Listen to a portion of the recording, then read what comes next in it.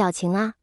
魏婴骂了自己一句，找了一处石阶，一屁股坐下，双手撑地，望着天上那轮明月，思绪万千。当年师姐带着江城，背着他回家，那时的月亮是不是也和今晚的一样呢？这几天的相处，尤其是今天金陵的态度，都让他忍不住多想。那个在魏无羡误入这里之前，和他们这里事情走向没有任何差别的世界，发生了什么？师姐、江城、金陵、温家，还有蓝湛。魏无羡急于教他懂得一些道理，一定是在那个世界发生了什么不可挽回的事情。他想问，若他开口，魏无羡未必不会告诉他，但是他又不敢问。他所了解到的蛛丝马迹，他心中那些隐约的猜测，已经让他心惊。在他的世界里，他们大概都不在了吧？那血淋淋的事实是他真实经历的。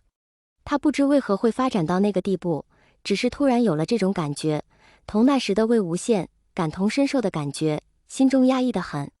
物是人非的苍凉，我当时得多痛啊！突然听到有人靠近，魏婴抿了抿嘴，放松表情，还是那个没心没肺的样子，起身想看看是谁。来人一身白衣，竖着墨额，飘带在身后，随发轻扬，面庞白皙如玉，俊极雅极，在月光之下，整个人仿佛笼罩着一层淡淡的光晕。是我错了，魏婴心道。就算在那个世界，他身边的人也不会都不在了，因为不管如何，总会有那么一个人一袭白衣踏月而来。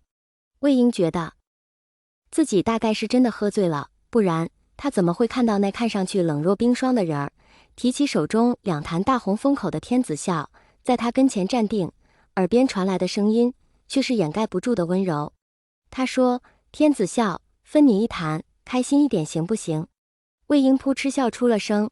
蓝湛，你干嘛学我说话呀？不过嘛。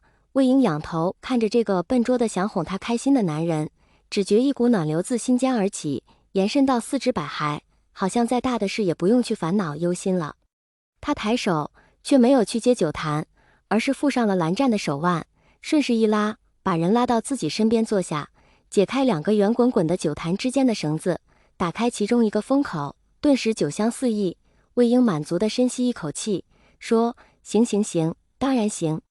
久违的灿烂笑容就这么猝不及防闯入蓝湛眼中，一如当年，他还是那个无忧无虑的恣意少年。他觉得他都能听到自己那抑制不住的砰砰心跳声。蓝湛深吸一口气，又小心翼翼地呼出，生怕让对方发现自己的事态。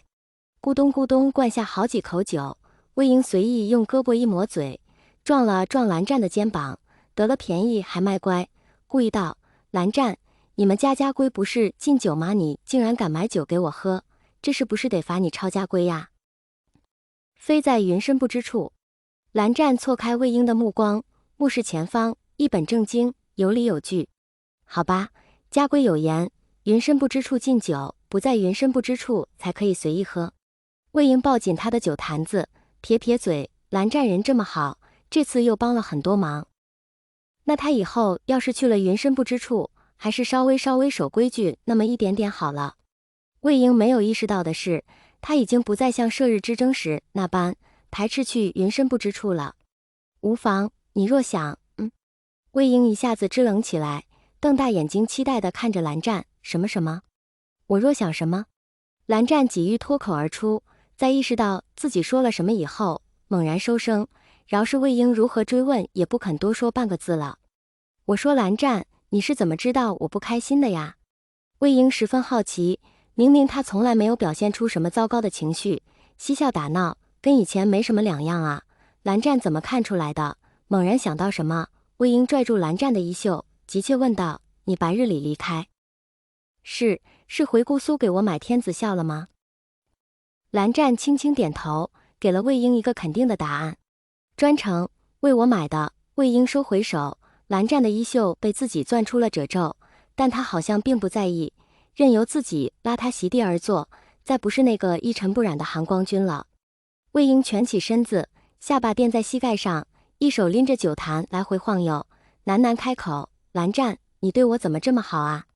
蓝湛张了张嘴，斟酌自己要回答的话，可魏婴好似只是感慨，并没有要一个回答，因为他又继续道：你这么好，世家子弟的楷模，正直端方的含光君，怎么看得上我这个邪魔外道？我性子跳脱，还爱惹你生气，更何况我修了鬼道，射日之争时，你看我不惯。